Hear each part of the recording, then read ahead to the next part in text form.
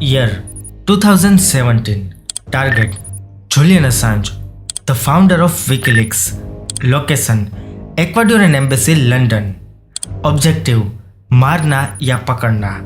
Order of origin highest level of US government और CIA.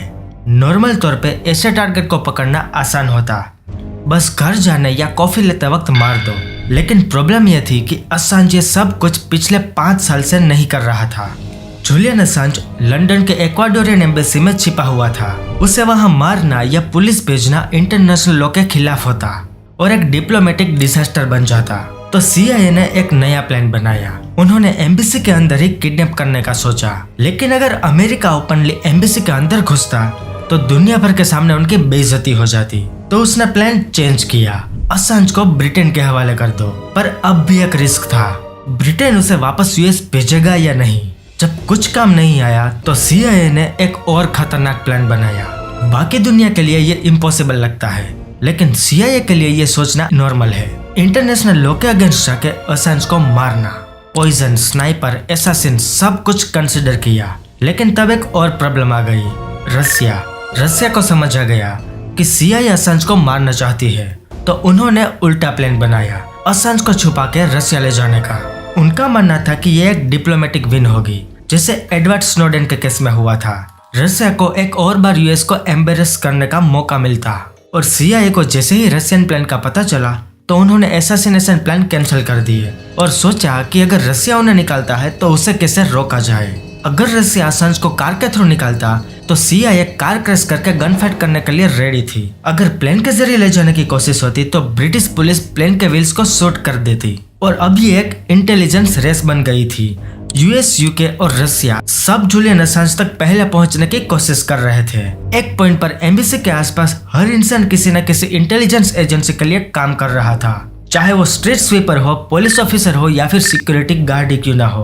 पर सवाल यह है कि क्यों, आखिर क्यों इस एक आदमी से इतना डर गया था यूएस गवर्नमेंट कि वो बिल्कुल अपनी रियलिटी से डिस्कनेक्ट हो गया था और एक फॉरेन एम्बेसी में एक फॉरेन कंट्री के अंदर इसे किडनैप करने या मारने का प्लान्स बना रहा था. ऐसी क्या चीज है जो CIA की हिट लिस्ट में इस इंसान को सबसे ऊपर ले जाती है? आइए पता लगाते हैं आज के इस वीडियो में. तो मेरा नाम है नीरव और मैं डॉक्यूमेंट्रीज बनाता हूँ जो मिस्ट्री, कॉन्स्पिरेसी, वॉर और क्राइम के बारे में होती है. जूलियन असांज 1971 में ऑस्ट्रेलिया में पैदा हुआ और सिर्फ 16 साल की उम्र में एक हैकर बन गया, कोड नेम मेंडेक्स के नाम से. असांज ने काफी बड़े बड़े ऑर्गेनाइजेशन को हैक किया था. Pentagon, US department of defence, NASA, Panasonic और लॉकहीड मार्टिन. सोचिए, ये सब उसने तब किया जब वो सिर्फ एक टीनेजर था. लेकिन 1999 में उसकी हैकिंग स्ट्रिक खत्म हो गई जब असांज कैनेडियन टेलीकम्युनिकेशन कंपनी को हैक करते हुए पकड़ा गया. 20 साल की उम्र में उसे 2 साल की जेल हुई. लेकिन 1993 में उसके अच्छे बिहेवियर के चलते उसे रिलीज कर दिया गया. उसने अपने हैकिंग स्किल को ऑस्ट्रेलियन पुलिस की हेल्प करने के लिए इस्तेमाल करने का प्रॉमिस किया. इसके बाद असांज काफी लो की लाइफ जी रहा था. उसने यूनिवर्सिटी ऑफ मेलबर्न में क्लासेस ली और 1999 में एक डोमेन रजिस्टर किया, leaks.org. पर यह डोमेन अगली 7 साल तक अनयूज्ड रहा. फिर साल 2006 में असांज ने एक ऑर्गेनाइजेशन स्टार्ट की जिसने उसे हर ग्लोबल सुपर पावर के लिए एक नाइटमेयर बना दिया. विकीलीक्स दुनिया के लिए एक गेम चेंजर था. एक प्लेटफॉर्म जो किसी को भी एनोनिमसली अपनी इंफॉर्मेशन या प्रूफ शेयर करने का मौका देता था, स्पेशली क्लासिफाइड सीक्रेट्स. उस वक्त यह काफी रिवॉल्यूशनरी था. सिस्टम काफी सिंपल था. ये एक एनोनिमस गूगल ड्राइव की तरह काम करता था. लेकिन फैमिली हॉलीडेज फोटो की जगह यहाँ टॉप सीक्रेट फाइल शेयर होती थी. असांज और उसकी टीम उन फाइल्स को रिव्यू करते और अगर वो पब्लिश करने लायक होती तो वो न्यूयॉर्क टाइम्स और गार्डियन जैसे बड़े न्यूज एजेंसी को सेल कर देते. और एक इंटरेस्टिंग बात, विकीलीक्स खुद हैकिंग नहीं करता था, वो सिर्फ रिसीव्ड इन्फॉर्मेशन को पब्लिश करते थे. लीगल लूपहोल ये था कि अगर असांज और उसकी टीम हैकिंग में शामिल नहीं होती तो उसका काम टेक्निकली इलीगल नहीं होता. इसका एक और बड़ा एडवांटेज था, विकीलीक्स का पब्लिश किए गए डॉक्यूमेंट्स यूएस कोर्ट में एविडेंस के तौर पर यूज हो सकते थे. पहले विकीलीक्स का इम्पैक्ट लिमिटेड था. उन्होंने 2007 में ग्वांटानामो बे प्रिजनर्स के ट्रीटमेंट के ऊपर एक हैंडबुक पब्लिश किया. फिर 2009 में 5 लाख से ज्यादा 9/11 के टेक्स्ट मैसेजेस रिलीज किए. पर इन चीजों को ज्यादा अटेंशन नहीं मिला. ये सब बदल गया 2010 में. United States strongly condemns the illegal disclosure of classified information. What's worse for national security, WikiLeaks or bad US policy? Following the release of the Afghan war logs, WikiLeaks announced it is sitting on over 250,000 US diplomatic cables and plans to release them shortly. 2010 के अप्रैल में WikiLeaks ने एक video release किया जो दुनिया भर में छा गया। ये एक लो क्वालिटी वीडियो था जो एक अपाचे हेलीकॉप्टर के अंदर से लिया गया था जो बगदाद में हुए एयर स्ट्राइक को दिखाता था। ये अटैक 12 जुलाई 2007 को हुआ था। वीडियो को देखने पर पहले कुछ खास नहीं लगता। वो यूएस मिलिट्री का एक एयर स्ट्राइक था जो उन्होंने हथियार लेकर जा रहे सोल्जर के खिलाफ किया था। लेकिन जब आप इसे गौर से देखते हैं तो पता चलता है कि सोल्जर्स जो हेलीकॉप्टर के नीचे घूम रहे थे वो काफी रिलैक्स लग रहे थे। वो तो एकदम कैजुअली चल रहे थे जैसे उन्होंने आसमान में एक हेवी और लाउड हेलीकॉप्टर को देखा ही ना हो। फिर भी यूएस मिलिट्री का यह कहना था दुश्मन सेना अपने हथियार लेकर हम पे निशाना ताने खड़ी है और इसमें कोई शक नहीं है। लेकिन बात खत्म नहीं हुई। रॉयटर्स न्यूज एजेंसी ने इस अटैक की इन्वेस्टिगेशन करनी चाहिए। उन्होंने एक फ्रीडम ऑफ इंफॉर्मेशन एक्ट के जरिए अटैक का फुटेज मांगा लेकिन यूएस मिलिट्री ने उनका रिक्वेस्ट रिजेक्ट कर दिया। फिर एक दिन वही इनक्रिप्टेड फुटेज विकीलीक्स के हाथ लग गई। असांज और उसकी टीम ने उसे डिक्रिप्ट किया और उसका नाम रखा कोलेटरल मर्डर और उसे दुनिया भर में रिलीज कर दिया। ये वीडियो क्लियरली दिखाता था कि जो लोग मर गए थे वो सोल्जर नहीं थे, वो दो निहत्थे जर्नलिस्ट थे। रॉयटर्स के फोटोग्राफर नमीर नूर एल दिन और उसका ड्राइवर सईद चमाग। हेलीकॉप्टर के गनर्स ने उनके कैमरास को वेपन समझकर फायर कर दिया था। वीडियोस में और भी कैजुअलिटीज दिखाई गई जिनमें से ज्यादातर के पास कोई भी वेपन्स नहीं थे और ये सब यूएस मिलिट्री ने कवर करने की कोशिश की थी। दुनिया भर की मीडिया एजेंसी ने इसे अपनी हेडलाइन बनाया।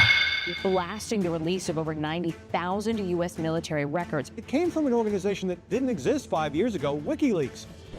The WikiLeaks website released nearly 400,000 secret U.S. files on the Iraq war late today. It was the largest leak of classified U.S. files in history. Assange has made WikiLeaks a global force, and for better or worse, exposed what he considers some of the world's darkest secrets. ये सबसे बड़े classified leaks थे जो उस वक्त की history में हुए थे। विकीलीक्स का नाम अब हर ग्लोबल सुपर पावर के रेडार पर था और सबसे ज्यादा यूएस गवर्नमेंट के। पेंटागन ने विकीलीक्स को नेशनल सिक्योरिटी थ्रेट डिक्लेयर कर दिया और उस इंसान को जिसने ये सब इनिशिएट किया था, जूलियन असांज, अब वो एक एनिमी के रूप में देखा जाने लगा था। पर अभी तक असांज सेफ था क्योंकि लीगली उन्होंने कोई भी हैकिंग नहीं की थी। विकीलीक्स सिर्फ एक पब्लिशर था, वो बस रिसीव की गई इन्फॉर्मेशन को लीक करते थे। लेकिन फिर कुछ ऐसा हुआ जिसने असांज के लिए सब कुछ बदल कर रख दिया।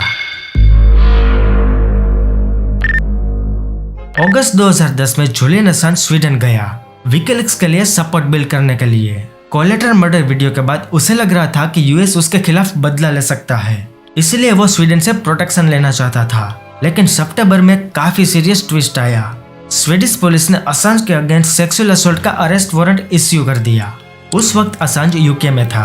दिसंबर 2010 में उसने खुद को ब्रिटिश पुलिस के हवाले कर दिया, लेकिन वो बार बार ये इंसिस्ट कर रहा था कि ये एलिगेशंस झूठे हैं। ये काफी कोइंसिडेंटल था कि जैसे ही विकीलीक्स ने यूएस गवर्नमेंट के अगेंस्ट सबसे एम्बेरेसिंग लीक्स किए, असांज के खिलाफ ऐसे चार्जेस आए जो उसके कैरेक्टर पर उंगली उठाने लगे। असांज का कहना था कि स्वीडन का जस्टिस सिस्टम वीक है और वो पॉलिटिकल प्रेशर के नीचे आ सकता है। उसने स्वीडन की जुडिशियल सिस्टम को एक्सटर्नल पॉलिटिकल मेडलिंग और रेडिकल फेमिनिस्ट आइडियोलॉजी से वीक डिस्क्राइब किया। लेकिन स्वीडिश लॉ के एक लूपहोल ने असांज के आर्गुमेंट्स को काफी वीक बना दिया। स्वीडिश लॉ के मुताबिक किसी पॉलिटिकल क्राइम के लिए एक्सट्रेडिशन अलाउड नहीं थी, यानी असांज को एक कंट्री से दूसरी कंट्री नहीं ले जाया सकता था। पर असांज को यकीन था कि अगर वो स्वीडन गया तो यूएस उसे वहां से निकलने का कोई ना कोई रास्ता तो जरूर से ढूंढ लेगा। 30 मई 2012 को यूके सुप्रीम कोर्ट ने डिसाइड कर दिया कि जूलियन असांज को स्वीडन एक्सट्रेडिट किया जाएगा, जहां उसके ऊपर सेक्सुअल असॉल्ट एलिगेशन का ट्रायल होना था। लेकिन जब सुप्रीम कोर्ट का डिसीजन अनाउंस हुआ, असांज एकदम से गायब हो गया। ब्रिटिश अथॉरिटी को यह कंफर्म था कि वो यूके के अंदर ही है, पर उसका कोई भी पता नहीं चल रहा था। जब तक सब उसे ढूंढ रहे थे तब तक असांज ने अपना प्लान भी स्टार्ट कर दिया था। वो लंदन के इक्वाडोरियन एम्बेसी के अंदर था और इक्वाडोर गवर्नमेंट से असाइलम नेगोशिएट कर रहा था। 16 अगस्त 2012 को इक्वाडोर के फॉरेन मिनिस्टर ने अनाउंस किया कि जूलियन असांज को असाइलम मिल गया है। हम उम्मीद करते हैं कि यूनाइटेड किंगडम जल्दी से जल्दी सेफ पैसेज के लिए गारंटी देगा और वो उन इंटरनेशनल एग्रीमेंट्स को रिस्पेक्ट करेगा जो उसने पास्ट में साइन किए हैं। एम्बेसी के छोटे से ऑफिस को असांज के लिए एक टेम्पररी घर में बदल दिया गया। वहाँ एक बेड, शावर, ट्रेडमिल, किचन का सामान और कंप्यूटर था। अगर उसके लॉयर, थेरापिस्ट या पर्सनल ट्रेनर उसे मिलने आते तो उन सभी को कंबाइंड स्पेस यूज करना पड़ता। बाहर निकलना इम्पॉसिबल था। एम्बेसी के बाहर ब्रिटिश पुलिस 24/7 उसे अरेस्ट करने के लिए रेडी थी अगर वो एक भी कदम बाहर रखता। और ऐसे ही असांज वहाँ 5 साल तक फंसा रहा। 2017 तक असांज का केस यूएस के लिए ऑब्सेशन बन गया था। उसके लीक ने सिर्फ यूएस मिलिट्री को एम्बेरस नहीं किया था बल्कि उनका साइबर सिक्योरिटी का कॉन्फिडेंस भी हिला दिया था। 7 मार्च 2017 को विकीलीक्स ने एक और काफी डैमेजिंग लीक किया। इसको उन्होंने नाम दिया वॉल्ट 7। वॉल्ट 7 लीक्स ने CIA के हैकिंग डिवीजन को कंप्लीटली एक्सपोज कर दिया। ये इंटरनल डॉक्यूमेंट्स थे जो दिखाते थे कि CIA कैसे हैकिंग टूल का यूज करके फोन, टीवी और सिस्टम को कॉम्प्रोमाइज कर रही थी। ये लीक CIA के लिए एक बड़ा स्लैप था। एजेंसी ऑफिशियल्स जो विकीलीक्स का मजाक उड़ाते थे और स्टेट डिपार्टमेंट और पेंटागन के सिक्योरिटी लूपहोल्स को क्रिटिसाइज करते थे, अब उनका अपना घर एक्सपोज था। वॉल्ट 7 ने उनकी प्राइड को एकदम मिट्टी में मिला दिया था।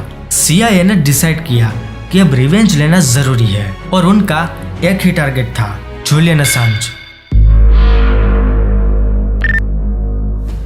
13 अप्रैल 2017 को CIA डायरेक्टर माइक पोम्पियो ने ऑफिशियली डिक्लेयर किया कि विकीलीक्स एक टेररिस्ट ऑर्गेनाइजेशन सर्विस है जो रसिया जैसे हॉस्टाइल स्टेट के लिए काम कर रही है। उसके बाद पोम्पियो ने CIA ऑफिसर को एक खुला ऑर्डर दिया, सब कुछ अलाउड है, मैं वॉशिंगटन में लॉयर्स का ध्यान रख लूंगा, मुझे सिर्फ ऑपरेशनल आइडियाज चाहिए। और ये वही ऑर्डर्स थे जिनकी वजह से CIA ने पॉइजनिंग, स्नाइपर्स और एम्बेसी गन फाइट जैसे प्लान्स बनाए, लेकिन कुछ भी प्लान्स काम नहीं आया, सिर्फ इस वजह से कि वॉशिंगटन के लॉयर्स ने मना कर दिया। ये मना करने की वजह ये नहीं थी कि मर्डर गलत है, सिर्फ ये था कि लीगली और पॉलिटिकली ऐसे स्टेप एक डिजास्टर बन सकते थे।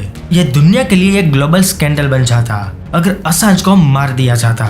असांज का सफर दुनिया के लिए एक वार्निंग थी। लोग खुद को अथॉरिटीज के अगेंस्ट खड़ा कर सकते हैं, लेकिन उसका भी एक बहुत बड़ा प्राइस होता है। असांज की लाइफ इक्वाडोरियन एम्बेसी में भी आसान नहीं थी। 6 साल तक एक कंबाइंड स्पेस में रहना किसी के लिए भी मेंटली और फिजिकली घुटन जैसा होता है। 2018 तक इक्वाडोरियन गवर्नमेंट भी उससे थक चुकी थी। रिपोर्ट्स के मुताबिक असांज अपनी कैट मिची का ध्यान नहीं रखता था और उसका बिहेवियर एम्बेसी स्टाफ के लिए इरिटेटिंग बन गया था। इसके अलावा विकीलीक्स ने इक्वाडोरियन के नए प्रेसिडेंट लेलिन मोरेनो के ऊपर एक करप्शन स्कैंडल एक्सपोज किया जिसने यह सिचुएशन और भी बिगाड़ दी। जुलाई 2018 में प्रेसिडेंट मोरेनो ने ऑफिशियली बोला कि वो असांज को एम्बेसी से निकालना चाहते हैं, जैसा ही उनके लिए एक सेफ एग्जिट इंश्योर हो। 2 अप्रैल 2019 को प्रेसिडेंट लेलिन मोरेनो ने अनाउंस किया कि असांज अब एम्बेसी में नहीं रह सकते। असांज ने असाइलम के टर्म्स तोड़ दिए थे। विकीलीक्स के कुछ नए लीक्स जो इक्वाडोरियन लीडरशिप के खिलाफ थे, उन्होंने सिचुएशन और भी खराब कर दी। 9 दिन बाद 11 अप्रैल 2019 को इक्वाडोरियन गवर्नमेंट ने ब्रिटिश पुलिस को एम्बेसी के अंदर इन्वाइट किया और फिर असांज को उनका असाइलम कैंसिल होने के बाद तुरंत अरेस्ट कर लिया गया। उसी दिन असांज को बेल तोड़ने का दोषी पाया गया और 50 वीक्स की जेल सेंटेंस सुनाई गई। लेकिन यूएस गवर्नमेंट के लिए यह वक्त था अपनी चाल चलने का। असांज पर conspiracy to commit computer instruction का चार्ज लगाया गया। 1 महीने के बाद जब असांज अपनी जेल की सजा काट रहे थे तो यूएस गवर्नमेंट ने चार्जेस के लिस्ट में और 17 नए चार्जेस जोड़ दिए। ये नए चार्जेस स्पिनोएज एक्ट के अंडर थे और इनका मैक्सिमम पनिशमेंट था 117 साल की जेल। असांज का काम एक ऐसे ऑर्गेनाइजेशन को चलाना जो काफी जर्नलिस्ट की तरह क्लासिफाइड लीक्स पब्लिश करता था, लेकिन अब उसे दुनिया का सबसे बड़ा क्रिमिनल बनाया जा रहा था। असांज को इक्वाडोरियन एम्बेसी में छिपाने के बाद 2019 में यूके के बेलमार्श प्रिजन में डाल दिया गया था, जब यूएस ने उसकी पकड़ के लिए प्रेशर डालना शुरू किया था। लेकिन जून 2024 में असांज को एक प्ले डील के थ्रू रिलीज कर दिया गया। इस डील के तहत यूएस सीक्रेट इंफॉर्मेशन शेयर करने का चार्जेस ड्रॉप किया गया, जिसमें इराक और अफगानिस्तान वॉर के क्लासिफाइड डॉक्यूमेंट्स लीक करने की वजह से उनको चार्ज किया गया था। अक्टूबर 2024 में स्ट्रेसबर्ग में असांज ने अपने केस पर बात की और दुनिया के लिए अपने थॉट्स शेयर किए। उसने कहा कि अगर आज वो फ्री है तो वो जर्नलिज्म की वजह से है, ना कि सिस्टम के काम करने की वजह से। जूलियन असांज ने अपनी जिंदगी को एक मिशन बना दिया था।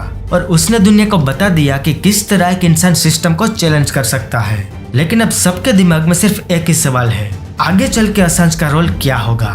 तो अगर ये वीडियो आपको पसंद आया हो तो इसे लाइक करें, शेयर करें अपने फ्रेंड्स के साथ और मैं मिलता हूँ आपको नेक्स्ट वीडियो में।